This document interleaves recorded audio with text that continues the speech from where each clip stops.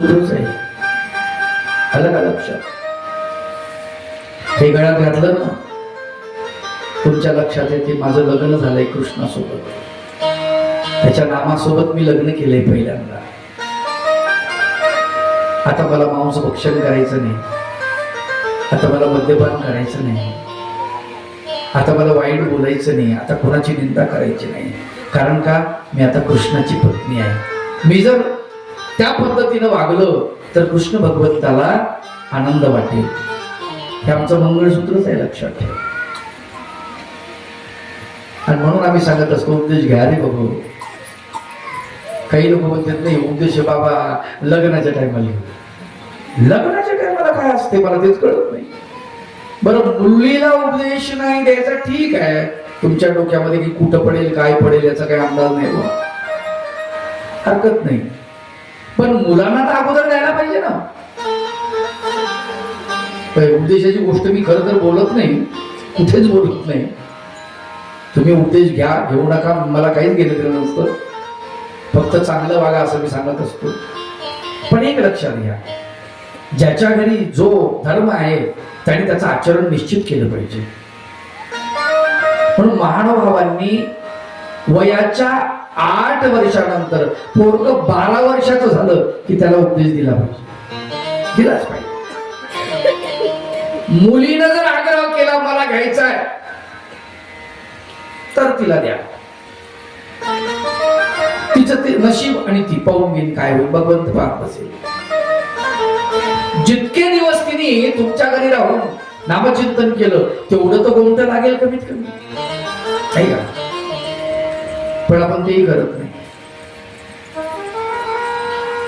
बरं, आमची अशी गोष्ट आहे, कान फुके निघाले गुरु आणि त्यांना मातीत नेऊन गुरु फुकले कान की झालं, पुन्हा त्या गुरुची शिष्याची भेटच नाही. आणि मग त्या शिष्याला असं वाटतं गुरु आले घरी शिष्याच्या अंतरी, काळ वाटे काळ आला घरी. त्याला वाटतं आलं दक्षिणेला का.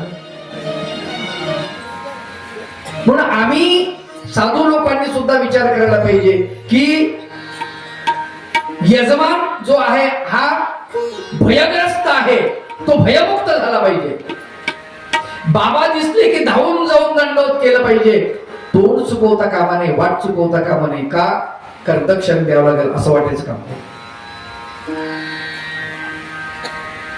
ही निर्भयता आम्ही निर्माण केली पाहिजे. आणि तुम्ही सुद्धा साधू दिसल्यानंतर त्याला दंडवत केला पाहिजे. आपण गावात तर दंडवत करतो, इथं तर रांग लागते, परंतु तिकडं जर शाळेमध्ये कॉलेजमध्ये जात असताना लेकरं जातात आणि बाबा येतो एखादा तिकडून, आणि मग तिथं जर इतक्या पोरांमध्ये मैत्रिणीमध्ये मित्रांमध्ये दंडवत करायचं काम पडलं, तिथं मात्र आपण लाजतो. का, काय कारण आहे? आणि त्याच्यात एक दंडवत करा, हरकत नाही, काहीच अडचण नाही. नाव ठेवतील बाकीचे, ठेवू द्या. त्यांना सांगायचं गुरु परंपरा तुम्हाला माहित नाही. गुरु अत्यंत महत्वाचा असतो. भगवान गोपाल कृष्णाने गुरु केला, रामचंद्रांनी गुरु केला, ज्यांना लोक देव म्हणतात त्यांनी गुरु केला, साधू संतांनी गुरु केला. गुरुशिवाय मार्ग आहे का? गुरुशिवाय मार्ग नाही. संतांनी मानव संतांनी फार सुंदर वर्णन केलं. गुरुरायाने मौज मला दावली रे, आत्मज्ञानाची ज्योत कशी लावली बाबा लावली, आत्मज्ञानाची ज्योत कशी लावली बाबा लावली. गुरुरायाने मौज मला दावली,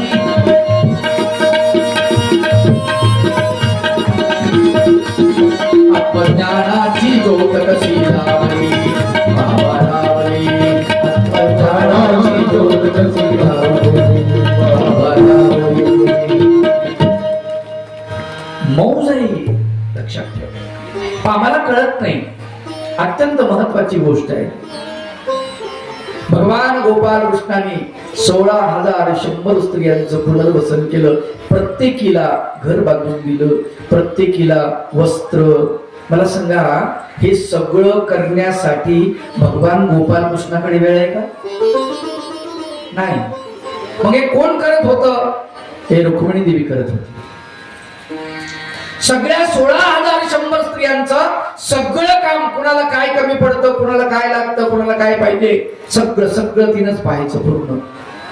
खर तर त्या द्वारकेमध्ये रुक्मिणी देवी म्हणजे तिच्याकडे स्वागताध्यक्षाचं काम झालेलं होतं. आणि तिचं स्वागत करायचं. सुरुवातीला 7 जणीचं 7 पट्टराण्यांचं स्वागत केलं आणि नंतर ज्या वेळेला उद्धव देव या 16,100 स्त्रियांना घेऊन द्वारकेत गेले आणि रुक्मिणी देवीला म्हणतात, वहिनी वहिनी. काय म्हणता भाऊजी? डोक्यावर पदर घेतला आणि भगवंत नाही आले, तुम्हीच आले? नाही, भगवंत तिकडे पांडवाकडे गेलेले, मला हे काम सोपवलेले. म्हणजे काय काम? हे सगळे रथ आलेत ना, हे आपले आता पाहुणे नाहीत म्हटले, ह्या सगळ्या तुमच्या बहिणी आहेत. माझ्या बहिणी? म्हटले हो. कृष्ण भगवंतानं यांना पत्नीचा दर्जा दिलेला आहे. यांच्या गळ्यामध्ये कृष्ण भगवंताच्या नावानं मंगळसूत्र आहे आणि सांभाळा म्हणले तुमचा परिवार. कमाल आहे की नाही रुक्मिणीची? ही रुक्मिणी शेवटपर्यंत सर्वांशी प्रेमानं वागते. कशी आहे? सर्वांशी. इकडे मात्र भगवंत पांडवाकडे जातात, पांडवाची घडी नीट बसून देतात. इकडे पांडवाचं द्रौपदी सोबत लग्न लागलेलं आहे. तिचा स्वयंवर, त्या स्वयंवरात भगवंत आलेले आहेत.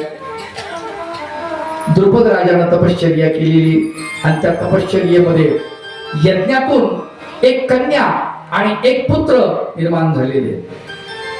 पुत्राचं नाव दृष्टद्युम्न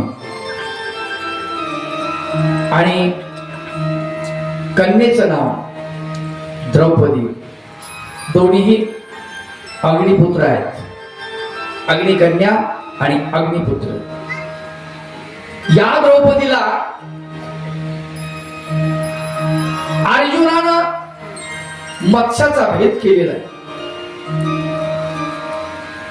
पांडव त्या ठिकाणी आलेत द्रुपद राजाच्या राजधानीमध्ये ब्राह्मणाच्या वेशामध्ये आणि त्यांनी स्वयंवर मांडलेला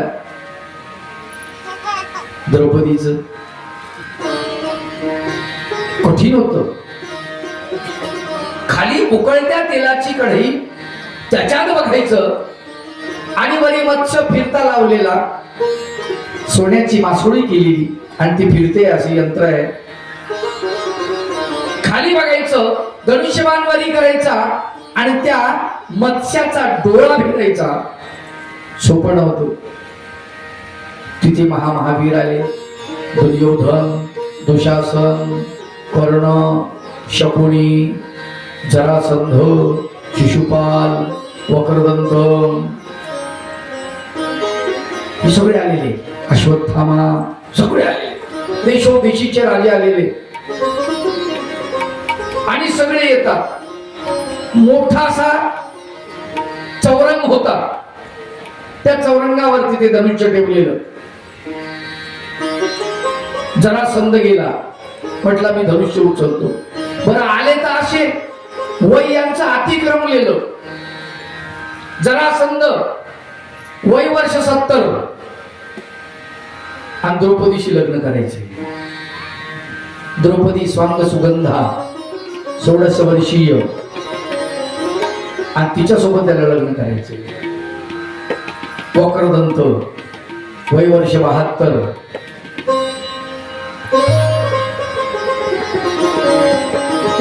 शिशुपाळ वय वर्ष 50. 50च्या पुढचे सगळे. पण आले असे नटून थटून, दाड्या घोटून, पावडर फिवडर लावून. द्रौपदी मला भेटली पाहिजे, द्रौपदी मला भेटली पाहिजे. त्याच्या बापान ठेवली का? गेला जरा समजा धनुष्य उचलायला लागला. उचले ना, ताकदीनं उचलला. जसा उचलला छातावर घेतलं, पडलो ना. धावले 5-50 लोक ते धनुष्य उचलला ठेवला. लोक म्हणले उचलत नाही तर कशाला जानपणा करावं, गरज आहे. दुर्योधन गेला, म्हटलं आपल्यामध्ये प्रचंड ताकद आहे, त्याने उचलण्याचा प्रयत्न केला, त्याचीच तीच गत.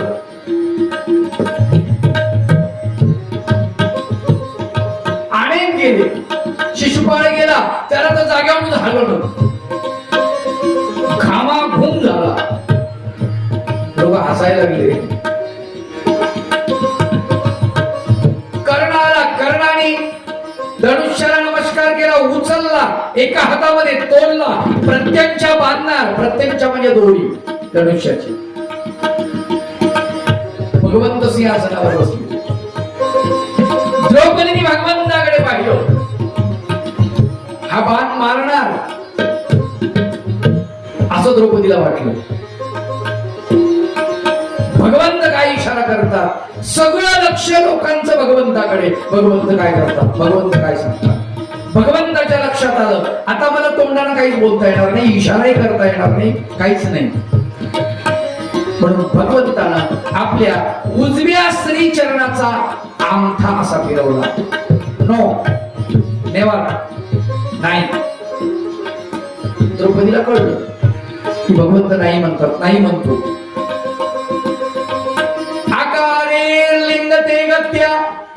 आकाराला माणसाला कळलं पाहिजे काय म्हणायचंय पुढच्या माणसाला. आता आश्रम असतात, मोठे मोठे आश्रम, बाबा लोक बसलेले असतात, आणि मग कोणीतरी दुसरे मोठे बाबा येतात.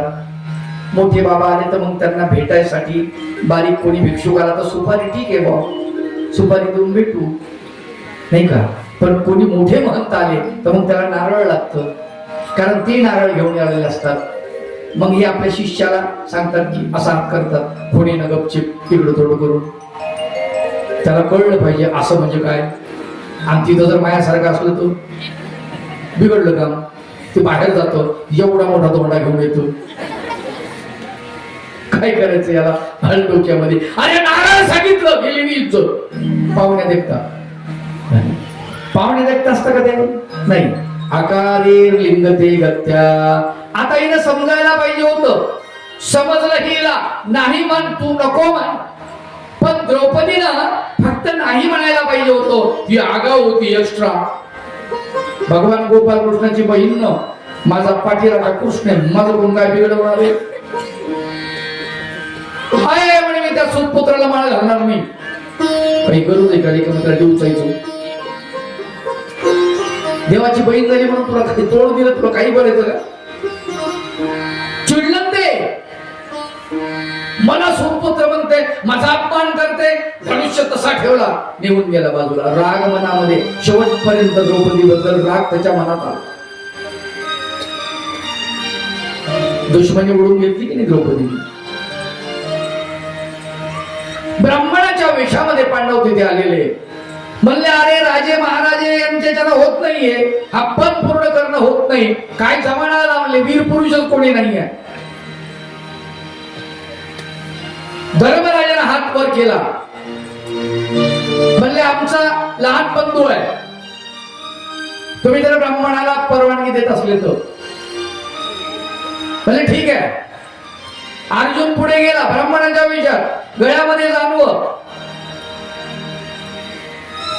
कपाळाला मोठा टिळा, गेला, धनुष्य उचलला, प्रत्यंच्या झोपली, बाण त्याच्यावरती लावला. खाली पाण्यामध्ये त्या तेलामध्ये बघितलं, तेल अगदी संथ झालं पाण्यासारखं, उकळतं तेल. भगवंताची कृपा दृष्टी त्याच्यावर पडली.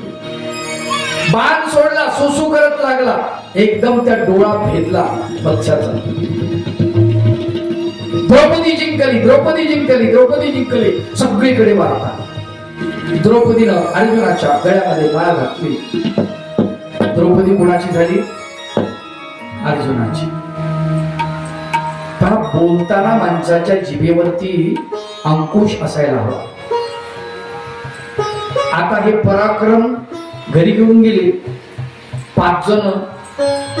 शेतामध्ये पर्णकुटी आहे, जंगलामध्ये आतमध्ये आहे माता कुंती.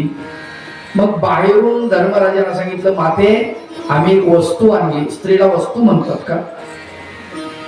लक्षात घ्या, राजा जरी असला, धर्मवान असला, तरी त्याचा धर्म तिथे अपुरा पडलेला आहे. स्त्रीला वस्तू म्हणून उपभोगू नये. आलं का लक्षात? वस्तू नाही, जिती जागती हाडा मासाची आहे ती. तिच्याही देहामध्ये जीवात्मा आहे, तिलाही मन आहे, अंतकरण आहे, बुद्धी आहे, चातुष्य आहे, सगळं आहे तिला. जसं तुमचं मन तसं तिचं मन आहे. त्याचा विचार करा. पण धर्मराजाला हे कळलं नाही. बरं, हिनं तरी पाहावं ना काहीतरी. वस्तू आम्ही आणली म्हणल्यावर हिनं सांगितलं, घ्या म्हणे 5 जण भाऊ वाटून घ्या. आता हे पेचातच पडले ना. धर्मराजानं म्हणायला पाहिजे होतं, आई असं काय बोलतेस तू? बाहेर आली, पर्णकुटीतून पाहिलं तर सुंदर स्वांग सुगंधा द्रौपदी, देखणी लावण्यकरी, डोळे दिपले तिचे. अरे काय बोलला असतं रे धर्मातून? बरं, आता आईच्या तोंडातून वचन निघालं, ते खोटं कसं ठरवायचं? अरे वा, द्रौपदीचा मोह धर्मालाही आवडला नाही.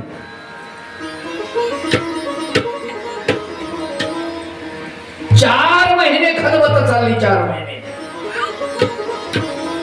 काय करायचं? महाभारतामध्ये याचं वर्णन फार सुंदर आलेलं आहे. महर्षी व्यास त्यांच्या पर्णकुटीमध्ये 4 महिने मुक्काम करून बसलेले आहेत की हा तिढा सोडवायचा कसा. भगवंत आले. भगवंत म्हटले, तुमचा दोष नाहीये. हिनच अशा प्रकारची तपश्चर्या केलेली आहे, मागच्या जन्मामध्ये तिने मागून घेतलेला आहे. सगळ्या गोष्टी मिळत नसतात. भगवंत म्हणाले, तू म्हणाली माझा पती धर्मवान असायला पाहिजे. अरे जो धर्मवान आहे तो शूरवीर कसा असेल? लोकांचे मुंडके कसे कापत तो? तू दुसरा वर मागितला की शूरवीर असायला पाहिजे. एक तर धर्मवान असू शकतो, नाही तर शूरवीर असू शकतो.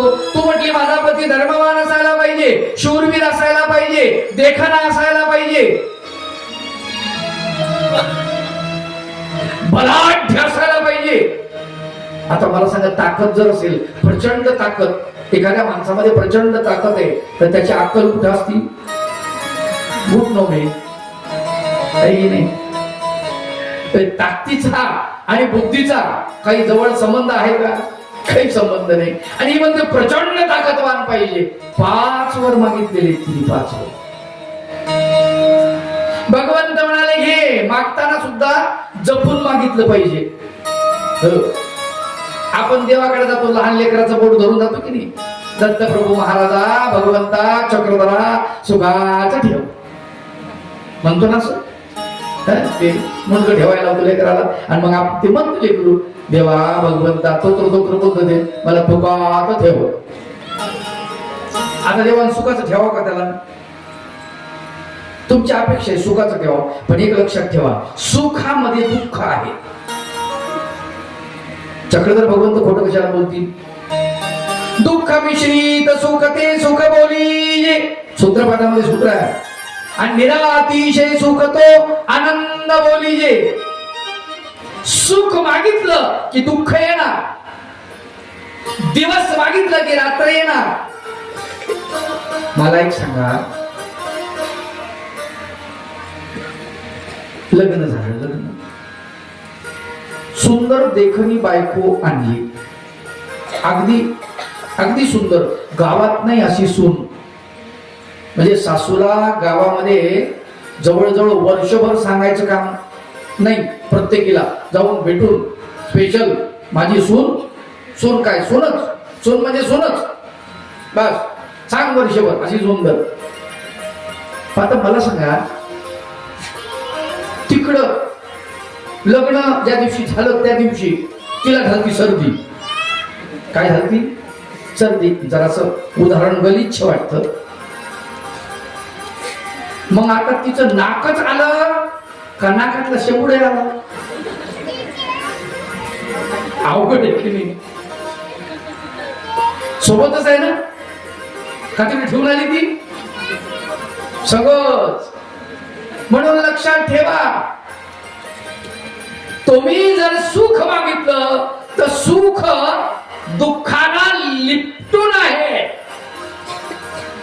एक अंग सुखाचं आहे तर दुसरं अंग दुःखाचं आहे, आणि म्हणून दुःख येणारच. द्रौपदीने जे मागितलं ते तिला मिळालं. भगवंत सांगतात ही तुझी चूक आहे बाई, त्याला इलाज नाही. पण म्हटले आता 5 जणांसोबत जर विवाह केला तर काय होईल, लोक काय म्हणतील, समाजामध्ये हाच प्रघात पडेल आणि स्त्रियांचं वर्तन विचित्र होईल. भगवंत सांगतात हा फक्त अपवाद असेल, आणि तुम्हा सर्वांना पुढे काम करायचंय, धर्माचं काम करायचंय. त्यासाठी तुमच्या डोक्याचं विभाजन होऊ नये म्हणून एकच स्त्री असावी तुमच्यासाठी. आलं का लक्षात? 5 जणांकडून एकाच धर्माचं आणि एकच मत असावं 5 लोकांचं. त्यासाठी हे गरजेचं आहे. तुमची मतविभागणी झाली की संपलं म्हणले का. आणि आपली मतविभागणी होते ना, लग्न झाले नाही. काही असले कामात आपण काय म्हणतो, आईला विचारा, बाबाला विचारा, मला काही कळत नाही, मी लहान आहे. लग्न झाल्यावर जर त्यांना तसं म्हणलं, घरामधले भांडे आदळल्या जातात. मग यांना समजावं आवाज कशाचा आहे, मला काही कळत नाही का काय, असं तुम्ही समजावा आवाजावरून.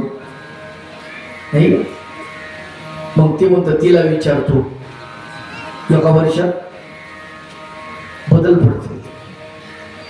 झाली गाडी विभागणी होतीच. 5 पांडवांना त्यांच्या वेळेमध्ये त्यांची निवड केली व्यवस्थित. 1 वर्ष एकाची पत्नी आणि 4घांची ती माता असेल.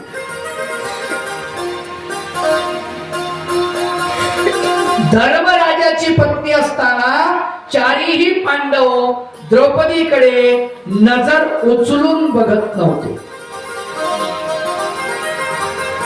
आई सारखं म्हणायचे. असा त्यांचा संसार सोपा नाही आहे. माय बाप हो, आपल्याला वाटतं लई सोपं आहे, मोकळं चाकळ आहे, असं नाही. ते स्वैर नाही, त्याच्यातही तंत्र आहे, भगवंताचा आशीर्वाद आहे, म्हणून ते कडेला गेलेलं आहे, नाही तर गेलं नसतं. अशा प्रकारे 5 पांडवांच्या द्रौपदीचं स्वयंवर झालं. द्रौपदीला घेऊन 5 पांडव गेलेले आहेत हस्तिनापूरला. त्यांनी त्यांचं राज्य मागितलं, आम्हाला काहीतरी द्या. भांडवलं नकोत म्हणून भीष्म पितामहानं त्यांना खांडव वन दिलेला आहे, आणि त्या खांडव वनाला त्यांनी पूर्ण खांडव वन कापलं आणि त्याच्यावरती आपली नगरी बनवली, इंद्रप्रस्थ नावाची. इंद्रप्रस्थ नगरी बनवली. त्या नगरीमध्ये त्यांनी असं ठरवलं की आपल्याला राजसू यज्ञ करायचा आहे. या राजसू यज्ञाची मोठी कथा आहे. भागवतामध्ये, महाभारतामध्ये भरपूर कथा आहे. भगवान गोपाल कृष्ण द्वारकेमध्ये आहेत. 5 पांडव द्वारकेमध्ये आले आणि इथे ब्राह्मण आहे, आणि तो ब्राह्मण हातामध्ये विस्तू घेतो आणि जळो जळो ही द्वारका असं म्हणतो. सगळे लोक सुखी, मीच का दुखी. त्याचं कारण त्याला 6 मुलं झाली होती. मुलगा जन्मला की मरायचा, मुलगा जन्मला की मरायचा. त्याचं कारण असं होतं, क्षीराब्द नावाची क्षीराब्दीची जी नारायण देवता आहे, या नारायण देवतेनं भगवान गोपाल कृष्णाला वरून माथा तुकवला, म्हणजे नमस्कार केला वरून, त्याच्या ठिकाणावरून क्षीराब्दीवरून नमस्कार केल्यामुळे त्याची पत्नी लक्ष्मी हिने विचारलं की तुम्ही असा माथा का चुकवला, नमस्कार कोणाला केला? तो म्हणतो खाली भगवान गोपाल कृष्ण आहेत, परमेश्वर अवतार, त्यांना मी नमस्कार केला. काय तुमच्यापेक्षा सुंदर आहे, तुमच्यापेक्षा श्रेष्ठ आहे? ते म्हणे अगं नुसत्या सौंदर्याचा जरी विचार केला तरी त्यांच्या नखाचं सौंदर्य माझ्या संपूर्ण शरीरालाही नाही, इतके सुंदर आहेत. कोण म्हणतो असं? नारायण देवता. हा म्हणे मग मला त्यांना बघायचं. त्यांना बघायचं म्हणजे काय, आपल्या शेजारचा माणूस आहे कोणी, हॅलो इकडे ये, माझ्या पत्नीला तुला पाहायचंय, असं जमन का मग? अरे ज्याला बोलवण्यासाठी ऋषी महर्षी 12-12 वर्षाचं तप करतात तरी त्याची भेट होत नाही. काही लोकांचं आयुष्य गेलं तरी त्याची भेट होत नाही. काही लोकांनी त्याचं ध्यान चिंतन जंगलामध्ये जाऊन तपश्चर्या केली, देह वाळून गेला, सुकून गेला, शरीराला वाळवी लागली, तरी त्याला तो भेटत नाही. आणि तू म्हणते त्यांना भेटायचे? नाही नाही नाही, ते आपल्याला कळत नाही म्हणे, पण तुम्ही कसं करा त्यांना भेटवा. आता तुम्हाला सांगतो 4 प्रकारचे हट्ट असतात. स्त्री हट्ट, राज हट्ट, जोग हट्ट आणि बाल हट्ट. ह्याच्या पुढे हात टेकतो माणूस. लहान लेकरा पुढे हात टेकतो माणूस. बघा तुम्ही, लहान लेकराच्या समोर जर 5-7 पदार्थ असले, ते म्हणते हे पाहिजे, मग हे त्याला आता काढून द्यायचं म्हटलं की ते काढेपर्यंत ते म्हणते दुसरं पाहिजे, ते काढलं ते म्हणते तिसरं पाहिजे. आवड गोष्ट असते, सोपं नाही काम त्याचं. तो काय मागून सांगता येत नाही, कधी काय म्हणून सांगता येत नाही. लहान लेकराचं कधी नाही, त्याचा मूड कधी बदलून जातो. एकदा असंच झालं, बिरबलला वेळ लागला दरबारात यायला. अकबराने सांगितलं बिरबल लवकर यायला पाहिजे होतं, इतका वेळ कसं काय लागला? ते म्हणले महाराज लहान लेकरू. अरे काय लहान लेकराला जे पाहिजे ते द्यायचं, यायचं म्हणे वापस, त्याचं काय एवढं? ते म्हणे महाराज इतकं सोपं नाही, ते इतकं सोपं नाही. बरं म्हणे तू लहान लेकरू होऊन बघ आणि मी मोठा माणूस होऊन बघतो.